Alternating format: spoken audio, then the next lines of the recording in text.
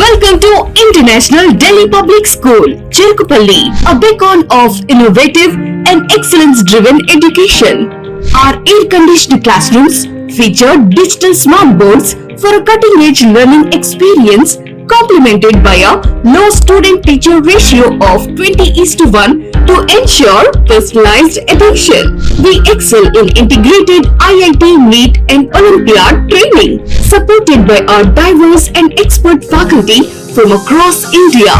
Our campus boasts state-of-the-art labs, an indoor sports arena, an extensive array of outdoor activities, a unique ISRO-certified space lab, and AP's first 18-course mini golf.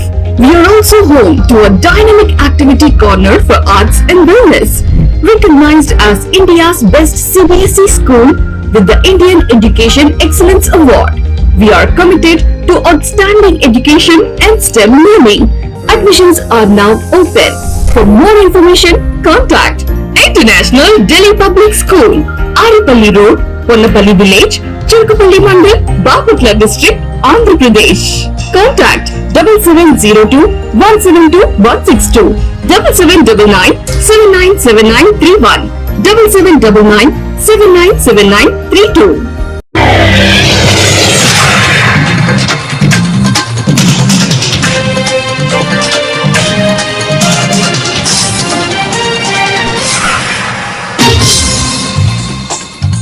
నమస్కారం, city news కి స్వాగతం. ఈనాటి వార్తా విశేషాలు. ప్రధానమంత్రి నరేంద్ర మోడీ అమరావతి రాజధానిలో పర్యటించారు. ఈ సందర్భంగా పలు ప్రాజెక్టులను నరేంద్ర మోదీ శంకుస్థాపన చేశారు. మొత్తం 18 ప్రాజెక్టులకు మోదీ శంకుస్థాపనలు చేయగా అమరావతిలో 49,000 కోట్ల పనులకు శ్రీకారం చుట్టారు. 8,000 కోట్ల విలువైన కేంద్ర ప్రాజెక్టులకు సైతం మోదీ శంకుస్థాపన చేశారు. రాజధాని సహా 58,000 కోట్ల ప్రాజెక్టులను మోదీ శంకుస్థాపన చేశారు. ఆంధ్రప్రదేశ్ అభివృద్ధికి కేంద్ర సంపూర్ణ సహకారం అందిస్తుందని ప్రధానమంత్రి నరేంద్ర మోడీ స్పష్టం చేశారు. మౌలిక సదుపాయాలను వేగంగా అభివృద్ధి చేస్తున్నాం. ఏపీలో కనెక్టివిటీ వేగంగా అభివృద్ధి చెందుతుంది. కనెక్టివిటీ అభివృద్ధి చెందితే అన్ని రంగాలకు మేలు జరుగుతుంది. దీంతో రవాణా రంగం అభివృద్ధి చెంది రైతులకు మేలు జరుగుతుంది.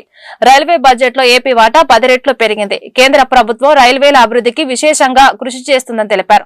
9,000 కోట్లకు పైగా ఏపీకి కేటాయిస్తున్నాం. ఏపీలో 100% రైల్వేల విద్యుదీకరణ, మౌలిక సదుపాయాల కల్పనతో ఆర్థిక వ్యవస్థ బలోపేతం చేస్తున్నాం. నిర్మాణ రంగంలో యువతకు ఉపాధి అవకాశాలు పెరుగుతున్నాయి. అమృత్ భారత్ రైలు కూడా ఏపీ నుంచి వెళ్తుంది. హైవేల నిర్మాణం వల్ల టూరిజం అభివృద్ధి చెందుతుందని ప్రధానమంత్రి నరేంద్ర మోడీ వెల్లడించారు. एक नया अमरावती, एक नया आंध्र।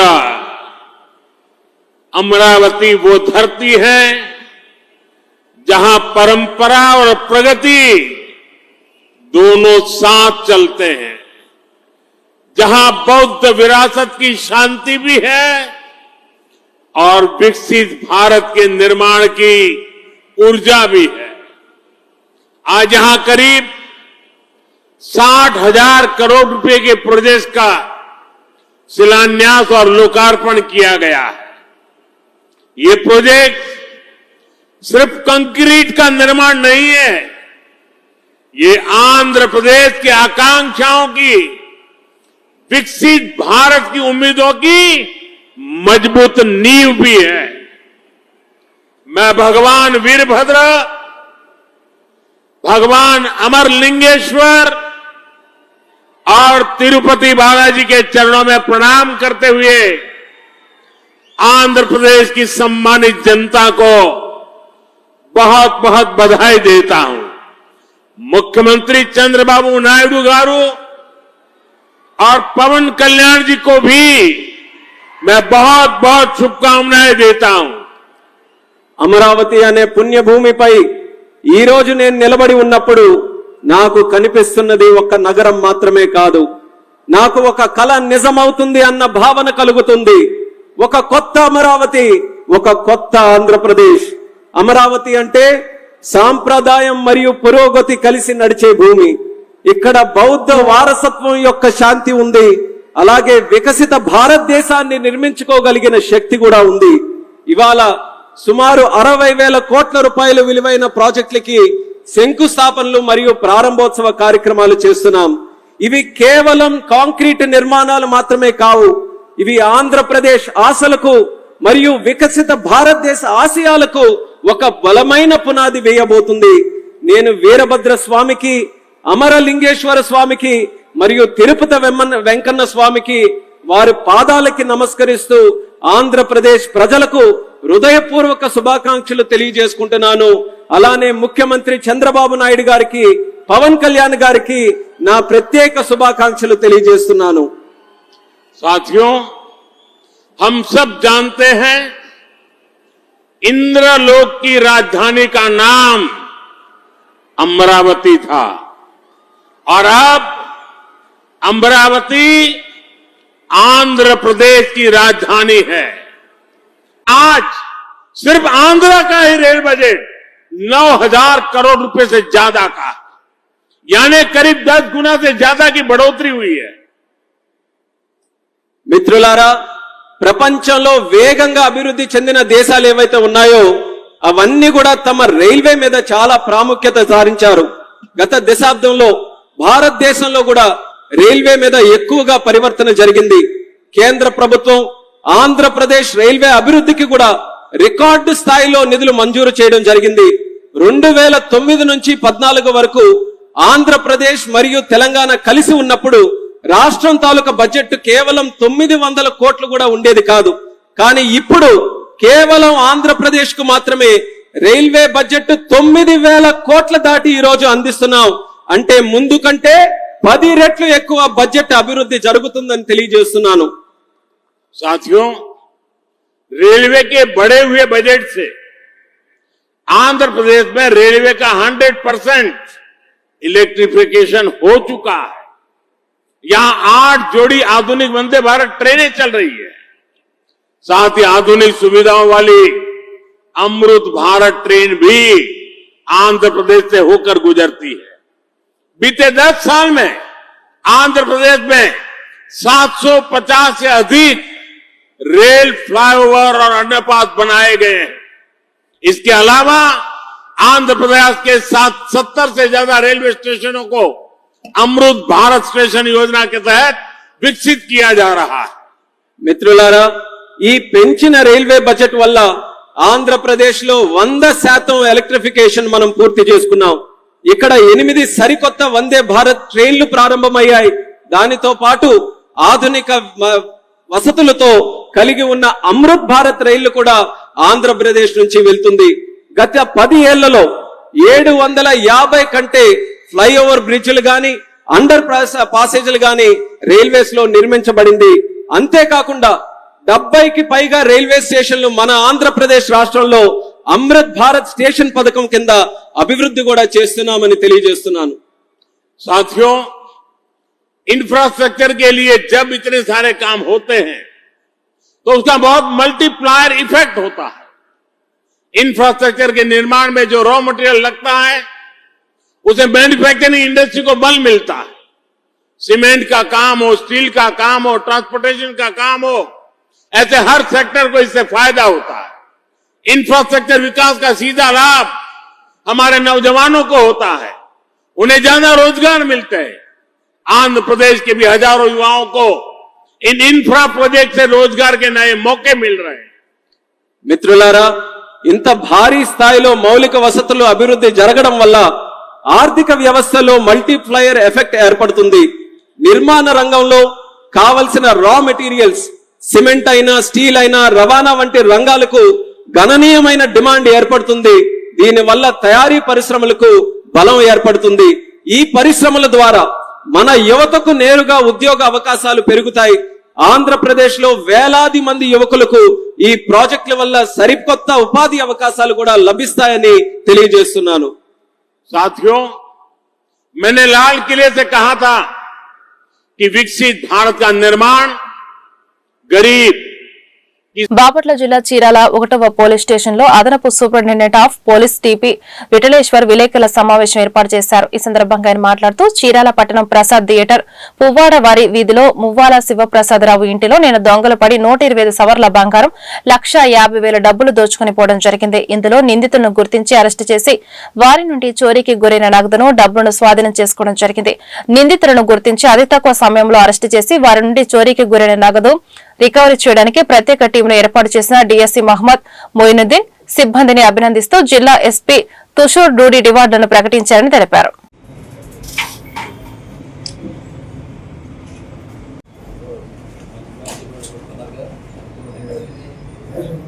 కొంత అవకాశాలు ఉంటాయి ఎక్కువ. ఇప్పుడు లేట్ అయిపోయింది అనుకుంటే వాడు దాడిపోయాడంటే ఇటువంటి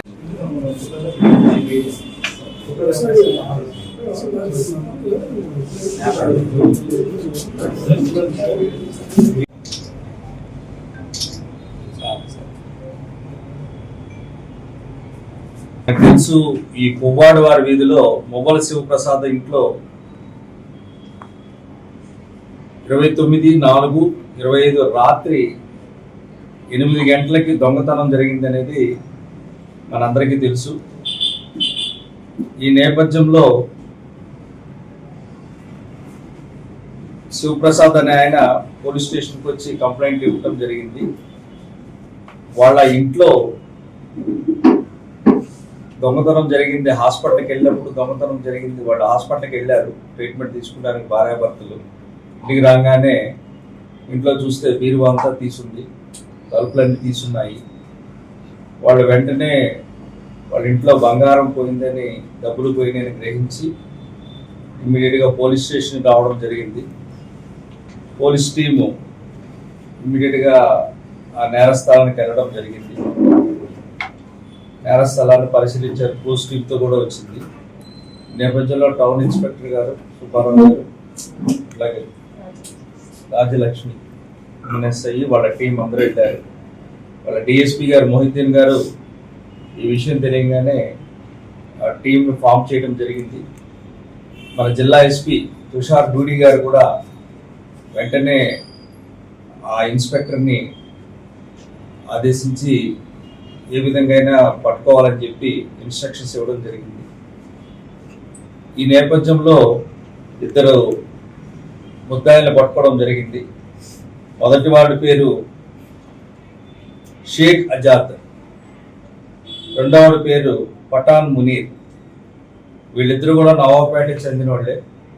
దీంట్లో షేక్ అజాద్ అనేవాడు కరెంటు పని వచ్చేవాడికి.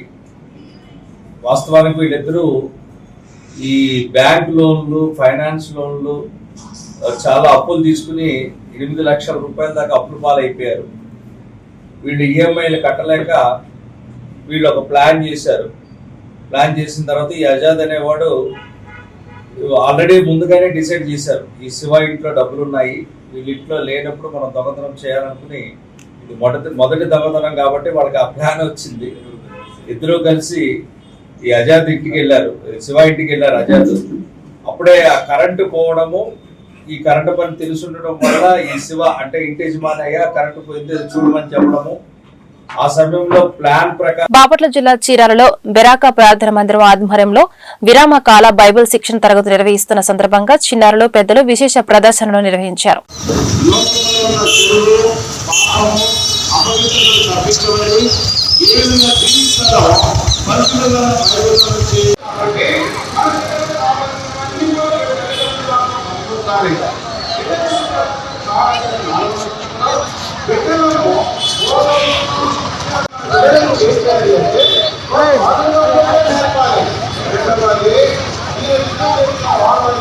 మన బిడ్డల విషయంలో తల్లిదండ్రులైనటువంటి మనం చేయవలసినటువంటి పనులు 7 ఉన్నాయి.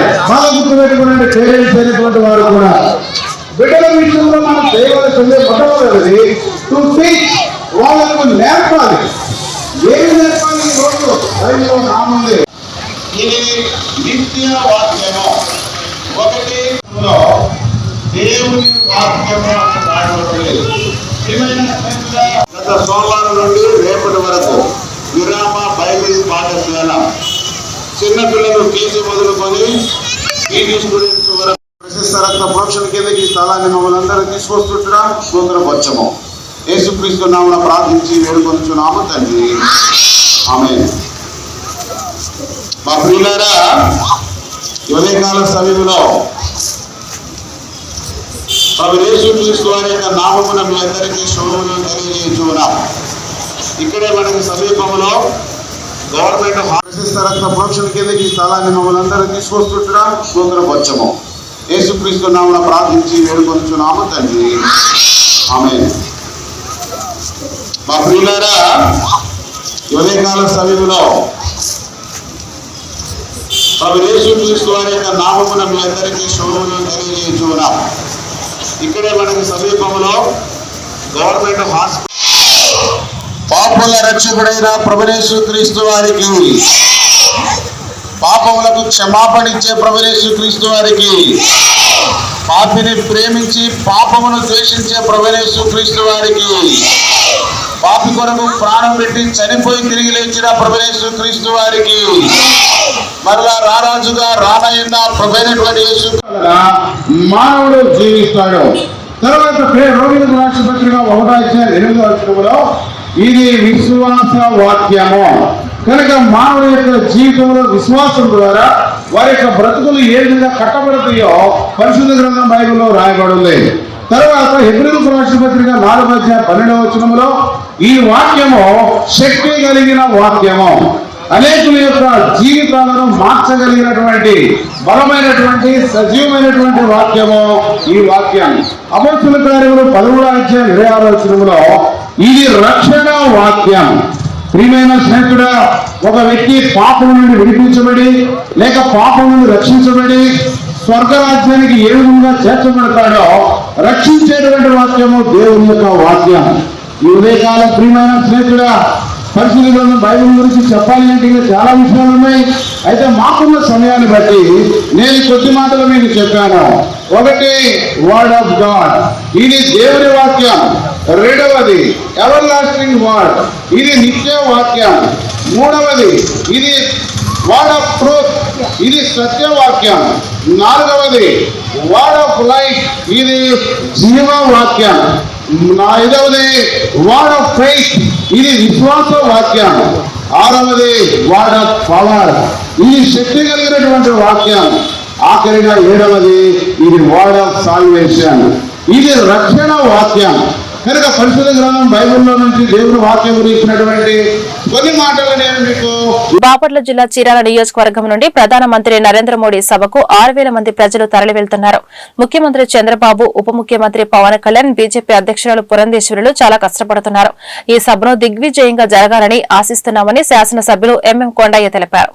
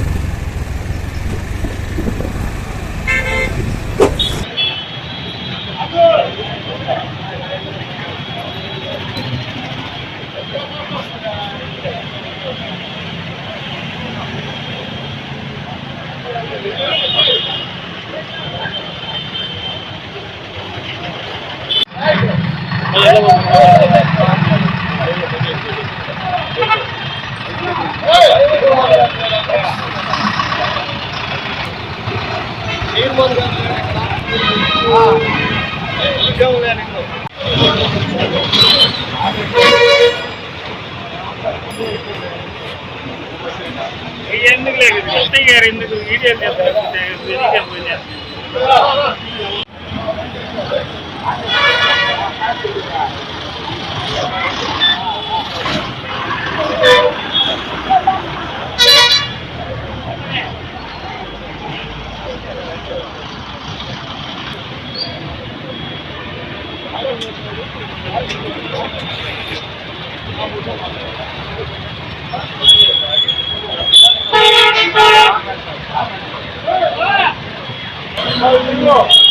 తల్లులు పెద్ద ఎత్తున దాదాపు 6,000 పైచిలకు ఈ నియోజకవర్గం నుంచి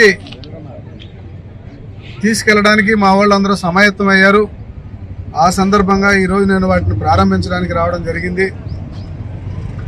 మనందరికీ తెలుసు, మన నాయకుడు చంద్రబాబు నాయుడు గారు, పవన్ కళ్యాణ్ గారు, పురంధేశ్వరి గారు వీళ్ళందరూ కూడా చాలా కష్టపడి మోడీ గారిని ఇక్కడ తీసుకురావడం, దీనివల్ల ఆంధ్రప్రదేశ్ యొక్క అభివృద్ధి ఈరోజు అనేక పథకాలని ప్రారంభించడానికి మోడీ గారి చేతుల మీద ప్రారంభించడానికి ఇక్కడికి రావడం జరిగింది. మోడీ గారు వస్తున్నారు.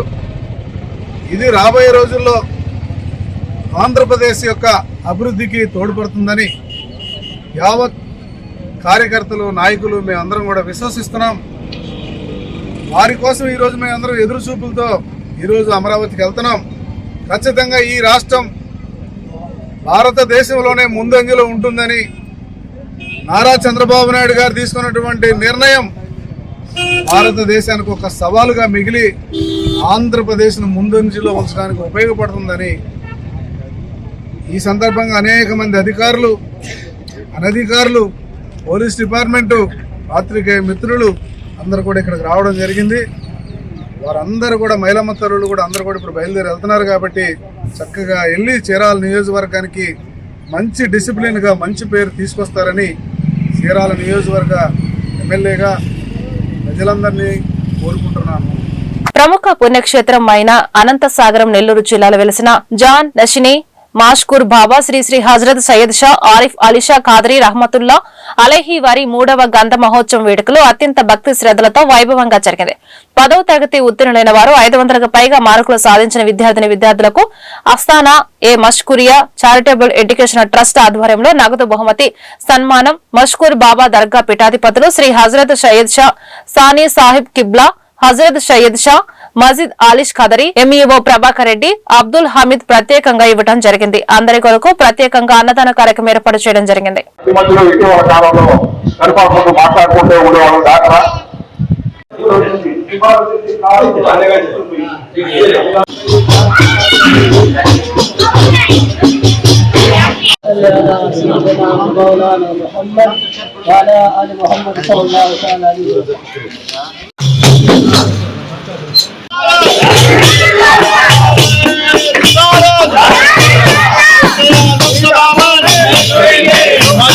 నాకైతే చాలా తీరని లోటు కాబట్టి అతని కార్యక్రమాలు ఏమన్నా కానీ ఎప్పుడు మేము ఉన్నదా కూడా అతని కార్యక్రమాలు సహకరిస్తాం. వాళ్ళ ఫ్యామిలీ విషయాల్లో కూడా మంచి అట్లా కావాల్సి ఉంటుంది చూస్తామని తెలియజేస్తూ ఆయనకు స్వర్గప్రాప్తి కలగాలని పూర్తిగా కోరుకున్న వాళ్ళు ఒకరిగా తెలియజేస్తున్నాం. నవ్యాంధ్ర ప్రదేశ్ తొలి శాసన సభాపతి కోడెల శివప్రసాదరావు 77వ జయంతి కార్యక్రమం ఘనంగా నిర్వహించారు. ఈ కార్యక్రమంలో ప్రభుత్వ చీఫ్ విప్ వినుకొండ శాసనసభ్యులు జీవీ ఆంజనేయులు, విద్యుత్ శాఖ మంత్రి గోటిపాటి రవికుమార్, ఎంపీ లావు శ్రీకృష్ణ దేవరాయలు, నరసరావుపేట శాసనసభ్యులు డాక్టర్ చదలవాడ అరవింద్ బాబు, చిలకలూరిపేట శాసనసభ్యులు ప్రత్తిపాటి పుల్లారావు, రాష్ట్ర గ్రంథాలయాల పరిషత్ చైర్మన్ గోనుగుంట్ల కోటేశ్వరరావు, జిల్లా అధ్యక్షులు కొమ్మాలపాటి శ్రీధర్, రాష్ట్ర ప్రధాన కార్యదర్శి కోడేల శివరం, నరసరావుపేట మండలం లింగంగుట్ల ప్రభుత్వ వైద్యశాల నందు ఏర్పాటు చేసిన కోడెల శివప్రసాదరావు విగ్రహ ఆవిష్కరణలో పాల్గొని కోడెల విగ్రహాన్ని ఆవిష్కరించారు. ఈ కార్యక్రమంలో కూటమి నాయకులు, కార్యకర్తలు, అభిమానులు పాల్గొన్నారు. బయలుదేరారు సార్.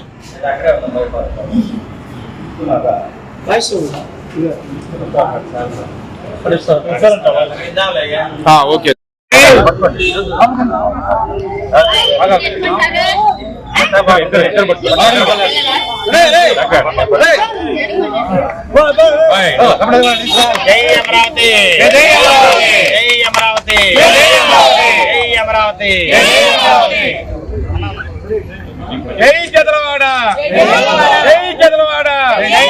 ఏదైతే ఈ రోజు ఈ విగ్రహం ఆవిష్కరించుకుంటా ఉన్నామో దీనికి ఇద్దరికి ముఖ్యంగా మనం కృతజ్ఞతలు తెలియజేసుకోవాలి, ధన్యవాదాలు తెలియజేసుకోవాలి. ఒకటి మన ఇన్ఛార్జ్ మినిస్టర్ గారు గోటిపాటి రవికుమార్ గారికి ఈరోజు చేద్దాము ఈ కార్యక్రమం అని చెప్పి, అలాగే ఆయనతో పాటుగా మన అరవింద్ బాబు గారు ఇద్దరు కూడా ఈ రోజు పూర్తి చేయాలండి ఈ కార్యక్రమం ఎట్టి పరిస్థితుల్లో కూడా అని చెప్పి ఇద్దరు నిర్ణయించుకొని ఈ కార్యక్రమాన్ని ఘనంగా ఈ రోజు నిర్వహిస్తా ఉన్నారు. వాళ్ళిద్దరికీ కూడా మన అందరం కూడా ధన్యవాదాలు తెలియజేసుకోవాలి.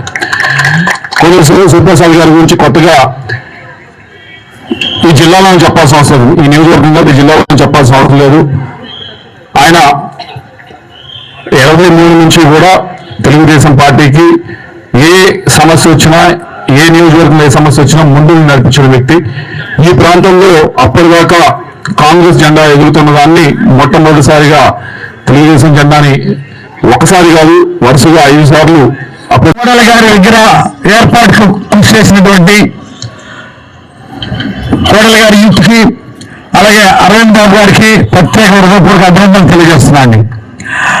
ఈ హాస్పిటల్ నిర్మాణానికి ప్రధానంగా కృషి చేసినటువంటి వ్యక్తి, ఇంత పెద్ద హాస్పిటల్కి నిధులు తీసుకొచ్చి బ్రహ్మాండంగా కట్టినటువంటి వ్యక్తి కోడెల గారు. ఈ హాస్పిటల్ ఏంటి ఇక చెప్పుకుంటూ పోతే కోటప్పకొండ దగ్గర నుండి ఈ ఊళ్ళో నుంచి వాటర్ దగ్గర నుండి స్టేడియం ఈ జిల్లాలో సమైక్య గుంటూరు జిల్లా జిల్లాలో చేసినటువంటి అభివృద్ధి, రాష్ట్రంలో జరిగిన అనేక అభివృద్ధి కార్యక్రమాలు మరి కోడలి గారి పేరు వినపడుతుంది. కోడలి గారు మరి 5 సార్లు మంత్రిగా చేస్తే ఏ శాఖ చేసినా, హోంశాఖ చేసినా, మరి భారీ నీటిపారుదల చేసినా ఏ మంత్రంగా చర్యలు తీసుకోమన్నారు. వైసీపీ నాయకులు కార్యకర్తలు ఒకటే గుర్తుపెట్టుకోవాలి. మాజీ ఎమ్మెల్యే గోపిరెడ్డి శ్రీనివాసరెడ్డి దుర్మార్గం వల్ల మీరు పడద్దు, అనవసరంగా కేసులు బలైపోతారు. వైసీపీ ప్రభుత్వం ఉన్నప్పుడే కిరాయి గుండాలు ఎన్నో వందల కుటుంబాలు వైసీపీ మాజీ ఎమ్మెల్యే గోపిరెడ్డి శ్రీనివాసరెడ్డి వల్ల బలైపోయారు. మీ అందరూ కూడా సంవత్సరం అవకాశం ఇచ్చాము, ఇంకా మీ తీరు మారపోతే మాత్రం చట్టపరమైన చర్యలు తీసుకున్నామని చెప్పి నచ్చాపడి ఎమ్మెల్యేగా మీ అరవింద్ బాబు ఛాలెంజ్ చేస్తున్నాడు, హెచ్చరిస్తున్నారని చెప్పి ఈ సందర్భంగా తెలియజేస్తూ పల్నాడు జిల్లా గురజాల నియోజకవర్గం దాచేపల్లిలోని శ్రీ వీర్లంకమ్మ తల్లి దేవాలయం నందు 25వ కొలుపుల తిరునాళ్ల సందర్భంగా నిర్వహించిన పూజా కార్యక్రమాల్లో గురజాల శాసనసభ్యులు ఎరపతినేని శ్రీనివాసరావు పాల్గొనడం జరిగింది. అనంతరం తిరునాళ్ల సందర్భంగా నిర్వహించిన రాష్ట్ర స్థాయి 6వ సైజు ఎడ్ల ప్రదర్శన మరియు బండ లాగుడు పోటీలను ఎమ్మెల్యే ఎరపతినేని శ్రీనివాసరావు ప్రారంభించడం జరిగింది. అనంతరం శ్రీ లక్ష్మీ తిరుపతమ్మ గోపయ్య స్వామివార్ల కళ్యాణోత్సవంలో పాల్గొన్నారు.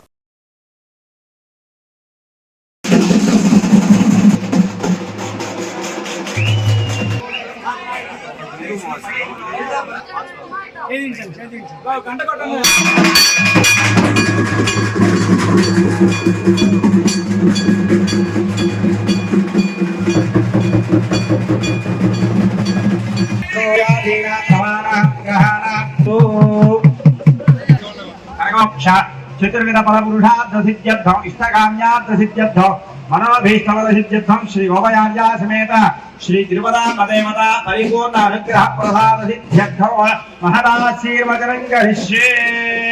ఓం హిరణ్యరాత్రం వధ మదవ్యాసానేతి ఏకధైవ యజమానాయుస్తే దేవస్తు సమతి ఆయురారోగ్య మహదైశ్వర్యాభివృద్ధిరస్తు సమస్త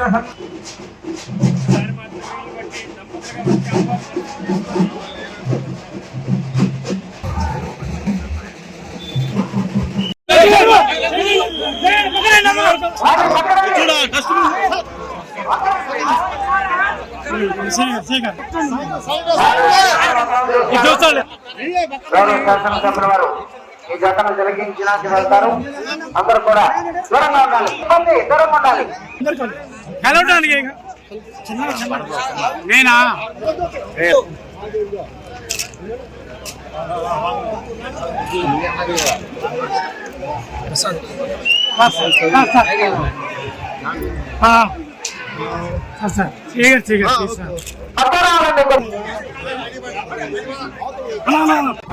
అందరికీ నమస్కారం. దాచేపల్లి తెలంగాణకు పహాడు ప్రాంతానికి వారాల్సిన తల్లి మా అందరినీ కాబోయే శ్రీ వీర్లంకమ్మ తల్లి 25వ కొలుపులు తిరునాళ్ల ఏర్పాటు చేసిన ఈ ఎడ్ల ప్రదర్శన, అదేవిధంగా కొలుపులు మహాత్మానికి హాజరైన భక్తులందరికీ ఆ అమ్మవారి ఆశీస్సులు అందరికీ ఉండాలి, పల్నాడు సుభిక్షంగా ఉండాలని కూడా కోరుకుంటూ గత తిరునాళ్లు ఇక్కడికి నేను మాజీ ఎమ్మెల్యేగా వచ్చాను. మీ అందరూ ఆశిస్తూ ఈ సంవత్సరం ఎమ్మెల్యేగా వచ్చారు. అందరూ ఆశిస్తారని తెలియదు. ఏ విధానం పరశురామి నియోజకవర్గంలో పోటీ చేసే అవకాశం పలాని ప్రజాక్షం గుజరాత్ ప్రజాక్షం వచ్చారు. ముఖ్యంగా తెలంగాణలో అమ్మవారి ఆశీస్సులతో మన జరిగిన ఎన్నికల్లో జలవనరుల శాఖ ఈఈ శ్రీహరి పదవి విరమణ సన్మాన కార్యక్రమాన్ని మాచర్ల పట్టణంలో ఘనంగా నిర్వహించారు. ముందుగా ఉద్యోగులు ఈఈ శ్రీహరి దంపతులను పూలమాలలు, శాలువలతో ఘనంగా సత్కరించారు. ఈ సందర్భంగా ఎస్సీ కృష్ణమోహన్ మాట్లాడుతూ శ్రీహరి నిబద్ధతతో పనిచేసి అందరి మన్ననలు పొందాడని కొనియాడారు. ఎటువంటి దాఖలాలు లేవు. అది ఒక మనిషి తన నోటిని నాలుకను అదుపు చేసిన వాడు ప్రపంచాన్ని అదుపు చేయగలని చెప్పి ఒక మంచి అనురక్తి ఉంది, ఎంతో ఆర్యోక్తి ఉంది. దాన్ని ఆచరణ పెట్టి చూపించారు మన ఈ గారు. అందుకు వారిని సభాముఖంగా అభినందిస్తున్నాను. వారి అడిచారులో మనం అడగడానికి అందరికీ సిబ్బందికి ఈ కార్యక్రమాన్ని ఇంత ఆహ్లాదకరమైన వాతావరణంలో ఇంత ఘనంగా నిర్వహించడం ఈ స్టాఫ్ అందరికీ ధన్యవాదాలు. చేసినందుకు నేను ఆర్గనైజర్ కూడా కంగ్రాచులేట్ చెప్తూ ఇక్కడికి సార్ ని మన లాస్ట్ రిటైర్ అయ్యే రోజు కలిసి ఆయనతో ఆనందం పంచుకోవాలని వచ్చిన అందరికి పేరు పేరున అభినందనలు తెలియజేస్తూ ఈ కల్చర్ మాట్లాడలేదు మాట్లాడగలుగుతారు. బేసిక్ గా నేను మాది తిరుపతి దగ్గర ఒక చిన్న పల్లెటూరు. మా ఫాదరు బిఏబి హెడ్ మాస్టర్, అమ్మ గృహిణి, మేము అన్నదమ్ములము, నేను పెద్దవాడిని. నేను మైసూర్ యూనివర్సిటీలో 1986లో డిగ్రీ తీసుకున్నాను. తర్వాత 93లో గవర్నమెంట్ డిపార్ట్మెంట్ లో ఇక్కడ చేరాను. డిపార్ట్మెంట్ ఫస్ట్ పోస్టింగ్ ఎస్ఆర్బిసి నంద్యాలలో వచ్చింది. తర్వాత రకరకాల ప్రదేశం మా తిరుపతిలో కొంతకాలం పనిచేసాను. మళ్ళా కర్నూలు, నంద్యాల, శ్రీకాకుళము, అక్కడ ఫైనల్ గా ఈ ప్రమోషన్ తో ఇక్కడ వినుకొండకు వచ్చాను. ఇక్కడికి వచ్చి వినుకొండ నుంచి మళ్ళీ ఇట్లా మన మాచార్లకు వచ్చాను. ఇక్కడికి ప్రాజెక్ట్ చూసి చాలా నాకు ఆనందం వేసింది. ఈ వాటరు, ఈ పొలాలు, ఇది మాకు బేసిక్ గా రాయలసీమలో మాకంతా చెరువులు ఉంటాయి. చెరువుల వల్ల ఏం వర్షాలు పడితే పంటలు, లేకపోతే పంటలు ఉండవు. వరి అనేది చాలా కష్టం. ఇప్పుడు నేను చిన్నప్పుడైతే ఇప్పుడైతే పవర్ వచ్చింది, మోటార్లు వచ్చాయి, బోర్లు వచ్చాయి, వాటర్ వచ్చి ఇరిగేషన్ జరుగుతుంది. అక్కడ నేను చిన్నప్పుడైతే ఏం లేదు. చెరువులు నుంచే మాకు పంటలు పండుతాయి. చెరువులు పడిపోతే పంట లేదు. వరి అనేది చాలా అపురూపం. అక్కడ రాగులు, సనులు, జొజ్జలతో ఆహారం ఎక్కువ ఉండేది. క్రమంగా ఇప్పుడు ఎలక్ట్రిఫికేషన్ వచ్చిన వాళ్ళకి ఇప్పుడు అక్కడ ఇదిగా జరుగుతూ ఉన్నది. తర్వాత ఈ ప్రదేశం చూసినాక చాలా నాకు ఒక విధంగా చెప్పుకోవద్దని ఒక విధంగా ఈజీగా ఉండేది. ఎందుకంటే మనకు అంత వాటర్ లేదు. అక్కడ ఇక్కడ అబండెంట్ వాటర్ ఉంది. ఇక్కడ ఈ ప్రజలు ఇక్కడ వెళ్ళాం, దే ఆర్ గుడ్, బాగా ఉండాలి ప్రజలు అనేసి ఒక ఇది ఉండేది. పల్నాడు జిల్లా కారపూడి పట్టణంలో భారత కమ్యూనిస్టు పార్టీ ఆధ్వర్యంలో మేడే వేడుకలు ఘనంగా నిర్వహించారు. ఆదినారాయణ స్తూపం వద్ద మాచర్ల ఏరియా కార్యదర్శి మేకపోతు శ్రీనివాసరెడ్డి అరుణ పథకాన్ని ఆవిష్కరించారు. ఆదినారాయణ కాలనీ నందు పట్టణ సిపిఐ కార్యదర్శి సూర్య హనుమంతరావు, బస్టాండ్ నందు మండల సిపిఐ కార్యదర్శి షేక్ సైదా అరుణ్ పతాకాన్ని ఆవిష్కరించారు. ఈ సందర్భంగా వారు మాట్లాడుతూ ఎన్నో పోరాటాలు చేసి సాధించుకున్న కార్మిక చట్టాలను కాలరాస్తున్న కేంద్ర రాష్ట్ర ప్రభుత్వాల విధానాలను ఎండగట్టారు. కూటమి ప్రభుత్వం ఇచ్చిన ఎన్నికల హామీ నివేశన స్థలాలు ఇవ్వాలని కోరారు. సోదరి సోదరులారా, ఈ మేడే పర్వదినం సర్వ జగతికి గర్వదినం. అవని అంతటా అరుణమే నింపి అమర వీరులకు అంజల ఘటించి నవ సమాజ నిర్మాణానికి నాంది పలికే రోజే ఈ రోజు మేడే. ఒకప్పుడు శ్రామికులను, కార్మికులను, కర్షకులను శ్రమను రోజుకు 14 గంటల నుంచి 16 గంటల వరకు శ్రమను దోసుకునే రోజుల్లో మేము రోజుకి 16 గంటలు పనిచేయలేము, రోజుకి 8 గంటలు మాత్రమే పనిచేస్తామని 1886 సంవత్సరం అమెరికాలోని చికాగో పట్టణంలో ప్రపంచ కార్మికులారా ఏకం కండి, పోరాడితే పోయేదేమీ లేదు, బానిస సంఖ్యలు తప్ప అని పిలుపునిస్తే రోడ్ల మీదకి కొన్ని వేల మంది, లక్షల మంది రోడ్లపైకి జనం, కార్మికులు వస్తే లాటిన్ అమెరికా లాంటి దేశాలు ఆ కార్మికులపై తుపాకీ గుళ్ళ 7 కోట్ల మందికి మాత్రమే పని భద్రత కల్పించడం జరిగినది. వారి జీవన ప్రమాణాలు మెరుగవటం జరుగుతూ ఉంది. తక్కిన 40 కోట్ల మంది శ్రామికులకి కనీస పనికి కనీస వేతనం 26,000కు తగ్గకుండా ఇవ్వాలని చెప్తా ఉంటే సుప్రీంకోర్టు చెప్పినా కానీ ఈ ప్రభుత్వాలు అమలు చేసే పరిస్థితిలో లేవు. అలాగే పల్లెటూర్లలో యూపీఏ గవర్నమెంట్ 1లో మన కమ్యూనిస్టు పార్టీలు 64 మంది ఎంపీలుండి జాతీయ గ్రామీణ ఉపాధి హామీ పథకం అమల్లోకి తీసుకురావడం జరిగింది 2004లో కొత్తగా. దానికి ఈరోజు జాతీయ ఉపాధి గ్రామీణ హామీ పథకం కింద ఒక్కొక్కరికి 300 రూపాయలు, 307 రూపాయలు కూలిస్తా ఉన్నారు. కానీ వీళ్ళు మద్దతులు వేసేవాళ్ళు కేవలం 100, 200, 150 రూపాయలు మాత్రమే వేసి తక్కిని బడాబాబులు జేబుల్లో వేసుకోవడం జరిగింది. అన్నిటికన్నా దారుణమైన విషయం. ఈ వార్తలు ఇంతటితో సమాప్తం. నమస్కారం.